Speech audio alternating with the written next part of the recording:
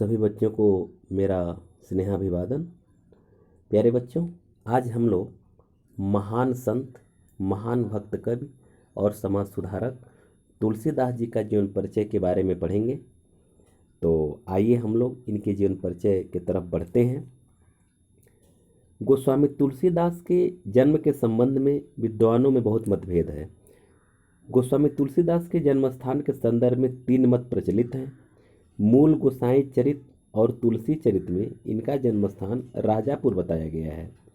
शिव सिंह सेंगर और राम गुलाम द्विवेदी भी राजापुर को ही गोस्वामी जी का जन्म स्थान मानते हैं, लेकिन लाला सीताराम, गौरीशंकर द्विवेदी, राम नरेश त्रिपाठी तथा डॉक्टर रामदत्त भारद्वाज सोरो को तुलसीदास जी का जन्म स्थान मानते हैं। और एक पंक्ति है, उसी के आधार पर ये लोग उनका जन्म स्थान मानते हैं, जिसमें लिखा है, मैं पुन निज गुरु सन सुनी कथा सो सूकर खेत। इस आधार पर उन लोगों ने सूकर खेत को तुलसीदास जी का जन्म स्थान माना है। गोस्वामी जी के संदर्भ में इस उक्ति को ये विद्वान प्रामाणिक मानते हुए सूकर खेत का मतलब हुआ सोरो। इसको सोरो नामक स्थान से इसका जोड़ा जाता है। आचार्य शुक्ल का अभिमत है कि सूकर क्षेत्र को भ्रम से सोरो समझ लिया गया है, लेकिन प्रचलित रूप में तुलसीदास का जन्म संवत 1554 विक्रमी की श्रावण शुक्ल पक्ष की सप्तमी को चित्रकूट जिले के अंतर्गत राजापुर ग्राम में माना जाता है। ये इनका जन्म स्थान सबसे प्रामाणिक माना जाता है, क्योंकि इसके अलावा इनके जन्म स्थान के बारे में जो भी तथ्य बताया गया है वह प्रामाणिक नहीं है। इनके पिता का नाम आत्माराम दुबे तथा माता का नाम हुलसी था। इनके जन्म के संबंध में निम्न दोहा प्रचलित है। 1554 बीसे कालिंदी के तीर, श्रावण शुक्ला सप्तमी तुलसी धर्यो शरीर।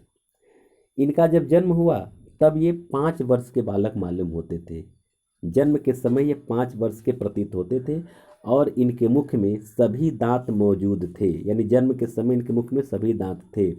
जन्मते ही इनके मुख से राम शब्द निकला, इसलिए लोग इन्हें राम बोला कहने लगे। इनके बचपन का नाम राम बोला था। आश्चर्यचकित होकर लोग इन्हें राक्षस समझकर इनके माता पिता द्वारा त्याग दिया गया और त्यागने के कारण इनका पालन पोषण एक दासी तथा ज्ञान एवं भक्ति की शिक्षा प्रसिद्ध संत बाबा नरहर दास ने प्रदान की। इनका विवाह रत्नावली के साथ हुआ था, यानी इनकी पत्नी का नाम रत्नावली था।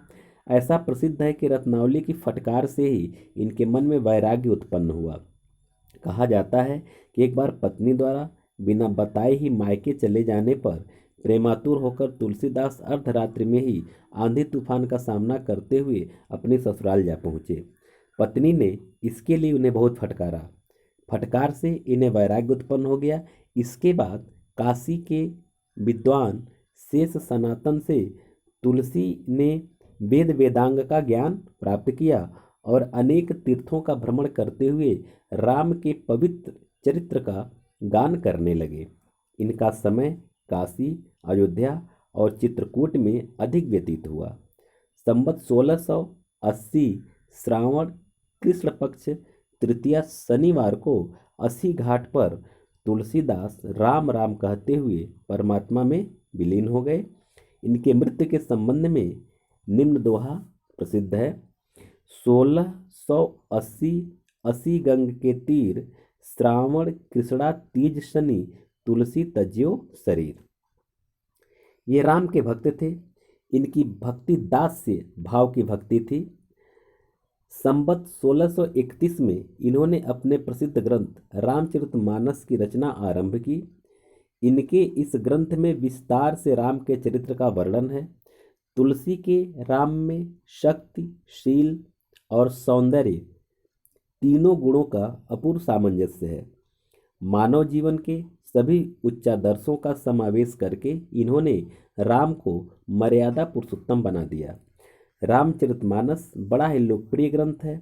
विश्व साहित्य के प्रमुख ग्रंथों में इसकी गणना की जाती है। रामचरितमानस के अतिरिक्त इन्होंने जानकी मंगल, पार्वती मंगल, रामलला नाचू, रामाज्ञा प्रश्न, बरवे रामायण, दोहावली, कवितावली, गीतावली तथा विनय पत्रिका आदि ग्रंथों की रचना की। इनकी रचना में भारतीय सभ्यता और संस्कृति का पूर्ण चित्रण देखने को मिलता है। अपने समय तक प्रचलित दोहा, चौपाई, कवित्त, सवैया, पद आदि काव्य शैलियों में तुलसीदास ने पूर्ण सफलता के साथ काव्य रचना की है। इनके काव्य में भाव पक्ष तथा कला पक्ष की पूर्णता है। उसमें सभी रसों का आनंद प्राप्त होता है। स्वाभाविक रूप से सभी प्रकार के अलंकारों का प्रयोग करके तुलसी ने अपनी रचनाओं को प्रभावोत्पादक बना दिया है। इनका ब्रज भाषा तथा अवधी भाषा पर समान अधिकार था। कवितावली, गीतावली, विनय पत्रिका आदि रचनाएं ब्रज भाषा में हैं और रामचरितमानस अवधी भाषा में। अवधी को साहित्यिक रूप प्रदान करने के लिए इन्होंने संस्कृत शब्दों का ही प्रयोग किया है, पर इससे कहीं भी दुरूहता नहीं आने पाई है। तो इस प्रकार से यह तुलसीदास जी का जीवन परिचय पूर्ण होता है। इसके बाद हम लोग अगले वीडियो में इनकी जो रचनाएं हैं उसका व्याख्या पढ़ेंगे। एक बार पुनः आप लोगों को नमस्कार, बहुत बहुत धन्यवाद।